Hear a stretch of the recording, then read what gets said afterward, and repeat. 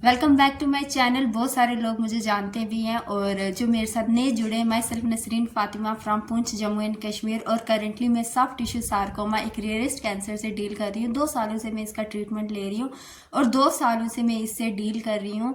और मैंने आप सबको बताया था कि मैं पुंछ जाके आपको बताऊंगी कि मेरी सीटी रिपोर्ट में क्या आया क्या नहीं आया। अब नो चेंज। असल में मसला ये है कि मेरे को जब ये डायग्नोज हुआ दैट टाइम, जब एक तो ये रेयरेस्ट था।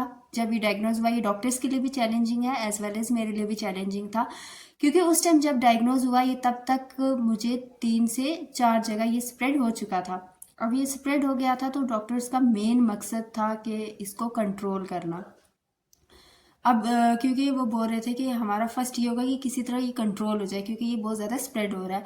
अब ये ऐसा है, ये ऐसा कैंसर है जिस पे कीमोथेरेपी वर्क नहीं करती है, इस पे ओरल कीमो वर्क करती है। ओरल कीमो यानी टैबलेट्स की फॉर्म में मैं टारगेटेड थेरेपी पे हूँ। सुनिटिनी टैबलेट का नाम है जो मैं खाती हूँ, इस पे वही वर्क करती है। पहले मैं 37.5 mg खाती थी, फिर उसके बाद मुझे बहुत ज़्यादा स्किन में प्रॉब्लम होने लगी। मतलब मेरे को इतनी ज़्यादा प्रॉब्लम हो गई थी जिसकी वजह से मैंने शिफ्ट किया 25 mg पे, और वहाँ से फिर वापस से 37 mg पे, और इस बार मुझे 50 mg पे शिफ्ट किया है। और 2 सालों से कोई भी चेंज नहीं आ रहा है, कोई भी इम्प्रूवमेंट नहीं आ रहा है। बट कहते हैं ना कि आप यू शुड बी थैंकफुल कि ये डिजीज़ जो है कंट्रोल्ड है, क्योंकि कंट्रोल होना भी बहुत ठीक होता है। चलो, हाँ, कहते हैं ना something is better than nothing. अब हुआ ये कि जब उन्होंने बोला कि ये अब 4 जगहों में चला गया, अब हमारा मेन मकसद है कि इसको पहले हम कंट्रोल करते हैं। तो उस टाइम उन्होंने मुझे टारगेटेड थेरेपी दी और उन्होंने मुझे बोला 3 महीने के बाद हम चेक करेंगे ये इस दवाई इस पे वर्क कर रही है या नहीं कर रही है मेडिसिन। तो 3 महीने के बाद मेरा सीटी हुआ। उस टाइम तो इतना खास रिजल्ट नहीं आया, उसके बाद भी होता रहा। अब 2 सालों से हर 3 महीने में हो रहा है, तो सोचो कितनी बार हो चुका होगा। अब सीटी स्कैन, फिर उसके बाद सीटीज होते रहे और उनमें आता रहा कि ठीक है डिजीज जो है अब इसको हम स्टेबल कह सकते हैं। हालांकि मुझे अभी भी पता चल रहा है, मुझे शुरू में इतना नहीं, घर वाले रिपोर्ट्स वगैरह मेरे से छुपा लेते थे क्योंकि उनको पता था कि ये पढ़ लेगी शायद टेंशन वेंशन में आ जाएगी ये वो। तो अब तो मैं नहीं छुपाने देती हूँ, अब मैं तो खुद ही पढ़ लेती हूँ सारा कुछ। तो अभी और मुझे नई नई चीज़ें पता चल रही हैं कि मुझे कहाँ कहाँ स्प्रेड हुआ है, लेकिन कोई बात नहीं, हमें पॉजिटिव रहना है जो भी हो। क्योंकि मेरा तो शुरू से ही ये बिलीव है कि मुझे मिरेकल, मतलब मैं बहुत डिल्यूजन में रहने वाली बंदी हूँ। मुझे मिरेकल्स पे बहुत ज़्यादा बिलीव है कि कुछ ना कुछ मिरेकल ही होगा, क्योंकि ऐसे तो पता नहीं ठीक होगा भी नहीं होगा, लेकिन मिरेकल्स तो होते हैं ना। मिरेकल हो, क्या पता मेरे साथ मिरेकल हो। तो करेंटली सीटी स्कैन में यही आया, डॉक्टर्स बोलने लगे कि यही कि डिजीज़ जो है इसको हम स्टेबल कह सकते हैं, ये अभी कंट्रोल में है, जैसी मतलब सेम रुकी हुई है।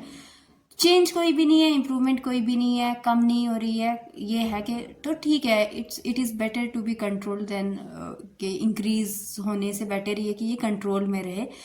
तो वही मैंने उनसे डॉक्टर से पूछा, क्योंकि भाई मैं भी थक गई हूँ, 2 सालों से मेडिसिन खा रही हूँ और अब तो 50 mg पे आ गई हूँ, और मेरी स्किन अभी भी देखो, अभी भी ये रैशेस पड़ रहे हैं, बहुत बुरी हालत है। मैं बता नहीं सकती, मुझे इतने साइड इफ़ेक्ट्स होते हैं ना, और मैं कैसे कैसे उनसे डील करती हूँ, बट स्टिल कोई बात नहीं। अब ठीक होना है तो इन चीज़ों से तो लड़ना ही होगा, ये साइड इफ़ेक्ट्स तो डील करने ही होंगे। तो मैंने उनसे पूछा कि अब क्या होगा इसका। मैं मतलब 2 सालों से मेडिसिन खा रही हूँ और अभी भी स्टिल नो चेंज, स्टेबल आ रहा है, कंट्रोल आ रहा है, ठीक है, आई एम हैप्पी। बट कभी तो कम होगा कि मुझे सारी, मतलब जब तक ज़िंदगी है मेडिसिन खानी पड़ेगी, क्या क्या है। तो उन्होंने बोला कि यू शुड बी थैंकफुल कि ये कंट्रोल्ड है, और कम होने का मतलब ये ऐसा, मतलब ऐसी स्टेज पे हूँ मैं कि कम भी हो सकती है, बढ़ भी सकती है, कुछ भी हो सकता है। मतलब कि मैं टोटली ठीक हो जाऊँ, क्योंकि भाई मैं थक गई हूँ ट्रीटमेंट्स ले लेके, मेरे में तो बिल्कुल जान नहीं बची। अगर मैं फिजिकली देखा जाए इन 2 सालों में, बाकी चीज़ों की बात करूँ तो मुझ में अपने आप में बहुत ज़्यादा इम्प्रूवमेंट लग रही है फिजिकली, क्योंकि मुझे नी में भी एक जगह एक थाई में है, उस थाई से ही ये मेन जड़ इसकी थाई है, थाई से ही ये नी में गया। मैं बाद में एक वीडियो बनाऊंगी जिसमें आपको मैं पूरा बताऊंगी कैसे ये डायग्नोज हुआ और मेरी लापरवाही की वजह से मैं कहाँ से कहाँ पहुँच गई, और उससे वहाँ पे ये नी में भी गया, और नी में जब ये पहुँचा जिसकी वजह से मैं व्हील चेयर पे आ गई थी, और व्हील चेयर से मैं वॉकर पे आई, वॉकर से मैं अभी एक स्टिक की हेल्प से चलती हूँ। मतलब बहुत इम्प्रूवमेंट मैंने चलने में किया। उसके बाद बाकी और भी चीज़ों में देखा जाए, फिज़िकली मेंटल लेवल पे मैं बहुत बहुत इम्प्रूवमेंट मैंने अपने आप में किया।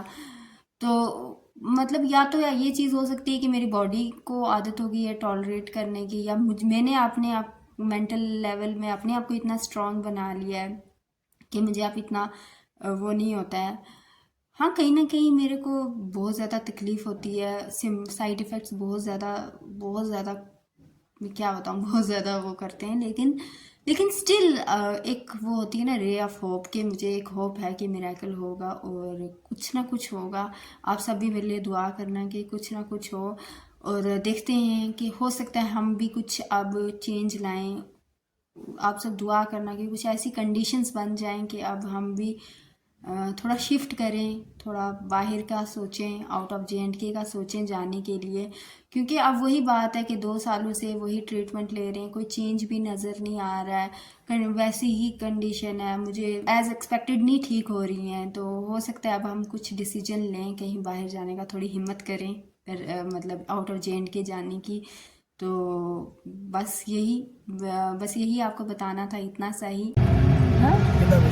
इसमें पता नहीं बाहर हम जाएं, बाहर हमें अच्छे ऑप्शंस मिले और अच्छा ट्रीटमेंट का ऑप्शन मिले, तो अब देखते हैं क्या होता है क्या नहीं होता है। अब मेरे लिए दुआ करना। अब मिलते हैं एक नई वीडियो के साथ, तब तक के लिए आप मुझे लाइक करें, सब्सक्राइब करें और शेयर करें। इस वीडियो में मुझे आपको इतना सही बताना था रिसेंट अपडेट का, क्या नहीं। फिर मैं आपके लिए एक वीडियो बनाऊंगी जिसमें आपको मैं पूरी जर्नी बताऊंगी, कैसे ये चीज़ें स्टार्ट की और मैंने क्या क्या चीज़ें फेसेस की और मैं यहाँ तक कैसे पहुँची और अभी क्या चल रहा है क्या नहीं चल रहा है।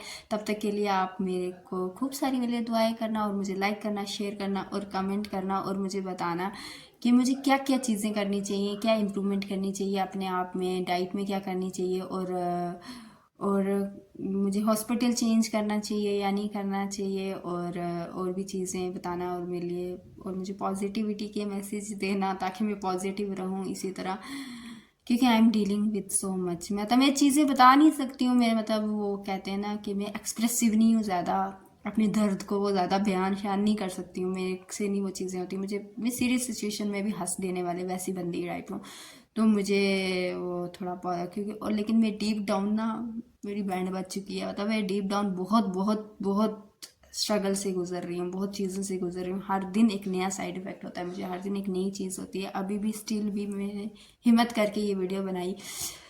तो आप सारे मुझे पॉजिटिव मैसेज देना। बाय, अल्लाह हाफिज़, टेक केयर।